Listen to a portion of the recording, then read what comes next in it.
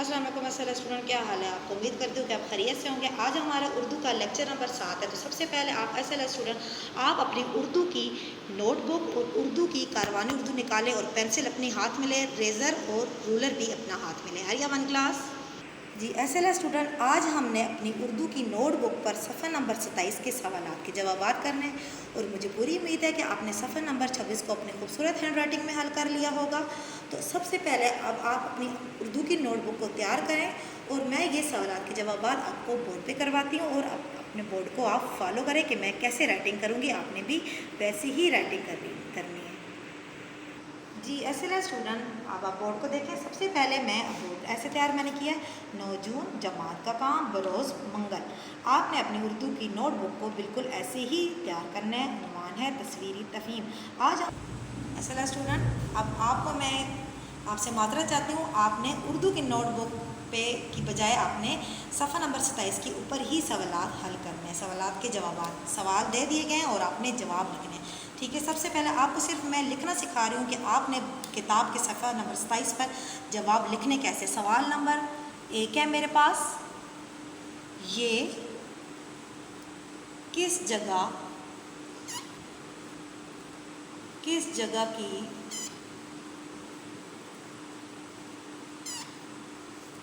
तस्वीर है, ठीक है। ये हमें सफ़ा नंबर 27 पर सवाल दे दिया गया, ठीक है। तो जैसा कि आप जानते हैं कि सफ़ा नंबर 25 पर जो तस्वीर दिखाई गई है वो कौन सी तस्वीर है, ठीक है, किस जगह की तस्वीर है। तो हमारा जवाब ये होगा, ये 1 फिंगर गैप आपने लाजमी देना है। मैं आपको इसलिए लिखना सिखा रही हूँ।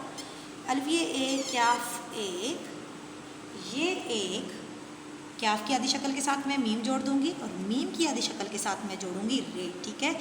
ये एक कमरे की 1 क्लास 1 फिंगर गैप, ये एक रे की तस्वीर है, ठीक है। आपने 1 फिंगर गैप का लाजमी ख्याल रखना है कि 1 फिंगर गैप आपने लाजमी देना है, क्योंकि आपको जवाब के सफ़ा नंबर 27 पर एक लाइन दे दी गई है, लेकिन आपने खूबसूरत राइटिंग में इस जवाब को लिखना है। सवाल नंबर 2 है हमारे पास, ये कमरा किसी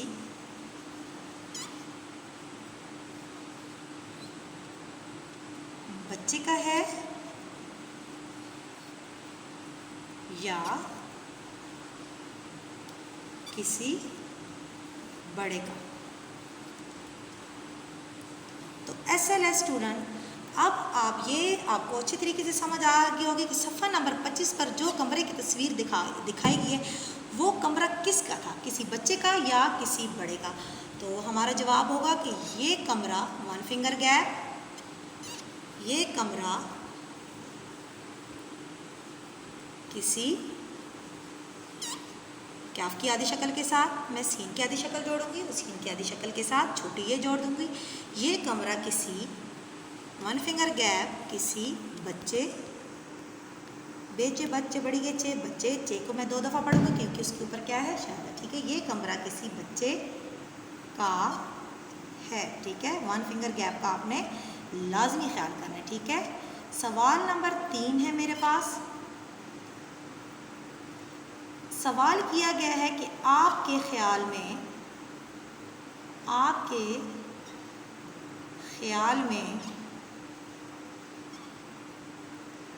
इस कमरे की तरतीब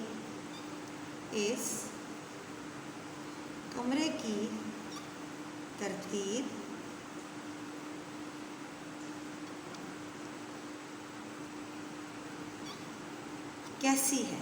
सवाल किया गया कि आपके ख्याल में इस कमरे की तस्वीर कैसी है। आगे हमें 2 ऑप्शन दे दिए गए, अच्छी या बुरी, ठीक है। ये हमसे सवाल किया गया। तो SLS स्टूडेंट अब आप अच्छे तरीके से बता सकते हैं कि उस कमरे की तस्वीर कैसी थी, क्योंकि उस कमरे की तस्वीर में हर चीज़ बिखरी हुई थी और कोई चीज़ भी तरतीब से नहीं रखी गई थी। हर चीज़, जूते, बस्ता और चॉकलेट, तौलिए, ये सब चीज़ें एक साइड से अपनी जगह पे नहीं थी, यानी कि बिखरी हुई थी, ठीक है, अपनी जगह पर सेट नहीं थी। तो हमारा जवाब होगा इस कमरे अलिफ सीन एस कैफ की आधी शक्ल के साथ मैं मीम की आधी शक्ल जोड़ूंगी। मीम की आधी शक्ल के साथ मैं रे जोड़ दूंगी और आगे बढ़िए। इस कमरे की, वन फिंगर गैप, इस कमरे की तरतीब बहुत बुरी है। क्या है? बहुत, बेहे ते बहुत, बे की आधी शक्ल के साथ मैंने हे जोड़ दिया और के साथ ते। इस कमरे की तरतीब बहुत बुरी है। जैसा कि आप अच्छे तरीके से जानते हैं कि तस्वीर में भी कमरे की तरतीब क्या है? गलत दिखाई गई है। अब हमारा सफ़ा नंबर 27 मुकम्मल हुआ। अब आपने सफ़ा नंबर 28 पर आना है और अपनी पेंसिल हाथ में लेनी है। जी असल स्टूडेंट, सफ़ा नंबर 28 पर आप आ गए। सफ़ा नंबर 28 पर भी हम डेट एंड डे मेंशन करेंगे। 9 जून, जमात का काम, बरोज़ मंगल। सरगर्मी नंबर हमारी 3 है कि सरगर्मी नंबर 3 को हम पढ़ते हैं। अगर आपको इस कमरे की तरतीब दुरुस्त करने को कहा जाए तो ये चीज़ें आप कहाँ रखेंगे? ठीक है, नीचे चीज़ों के नाम दे देंगे। पतलून, किताबें, कोट, पेंसिल, खिलौने, पतंग, बस्ता, तकिया और कुशन। ऐसे स्टूडेंट, सरगर्मी नंबर 3 में बताया गया कि जो सफ़ा नंबर 25 पर कमरे की तरतीब में जो चीज़ें बिखरी हुई आपको दिखाई दे रही हैं, उन चीज़ों को आप अपनी सही जगह पे कहाँ पर रखेंगे और कैसे रखेंगे। चीज़ों के नाम दे दिए गए हैं और चीज़ें रखने की आपको चीज़ सामने तस्वीर भी दिखाई दे रही है। जैसे कि सबसे पहले नंबर पे है अलमारी, नंबर 2 पर है बस्ता और नंबर 3 पर है पलंग। नाम यहाँ पे सामने आपको स्क्रीन पे नज़र आ रहा है। अब यहाँ से आपने नाम चुनने हैं, पिक करने हैं और अपनी सही जगह पे आपने उनको रखना है। ठीक है, अब सबसे पहले हम देखते चलें कि हमारे पास अलमारी है। अलमारी में हम क्या क्या चीज़ें रखते हैं? ठीक है, अलमारी में हम रखते हैं, यहाँ से देखते हैं जी, खिलौने। बिल्कुल हम खिलौने अलमारी में रख सकते हैं। शाबाश, आप अपनी पेंसिल हाथ में लें और खिलौने यहाँ से देखें और यहाँ पर लिख दें। खेल लावा लो बड़ी ने खिलौने। ठीक है जी, आगे इसमें से और देखते हैं कि हम कौन सी चीज़ अलमारी में रख सकते हैं। जी, कोट। आप कोट अपना अलमारी में रखते हो? जी बिल्कुल। क्या फा कोट, ए कोट। दूसरे नंबर पे हम यहाँ से उठाएंगे और कोट यहाँ पे लिख देंगे।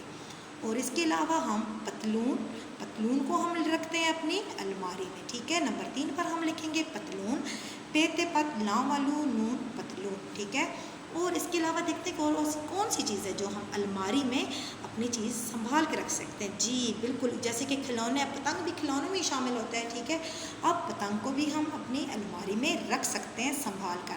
पे तेनु तन क्या, पतंग। यहाँ से आपने पतंग देखना है कि कैसे लिखे और नंबर 4 पे आपने पतंग लिख देना है। ये तो वो चीज़ें थी जो कि अलमारी में रखने वाली थी, ये तो हमने चीज़ें रख ली। अब हम देखते हैं कि नंबर 2 पर जो बस्ते की तस्वीर दे देगी कि बस्ते में हम कौन कौन सी चीज़ें लिखते हैं। जी, बस्ते में हम कौन सी चीज़ें देखते हैं? अब इनमें आपने खुद ढूंढना है, सर्च करना है। ठीक है, बस्ते में हम रखते हैं जी पेंसिल।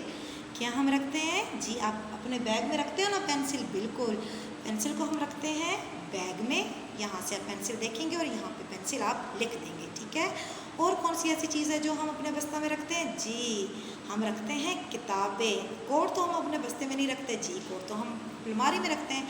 तो अब हमने लिखना है यहाँ से देख के किताबें। और ऐसी कोई चीज़ नहीं है वन क्लास को जो हम अपने बस्ते में रखते हैं। पेंसिल, रेज़र और किताबें ही अपने बस्ते में रखते हैं। ठीक है, अब अगली तीसरे नंबर पर आ जाए पलंग। ठीक है, अब हमने देखना है कि पलंग पर हम कौन कौन सी चीज़ें रखते हैं।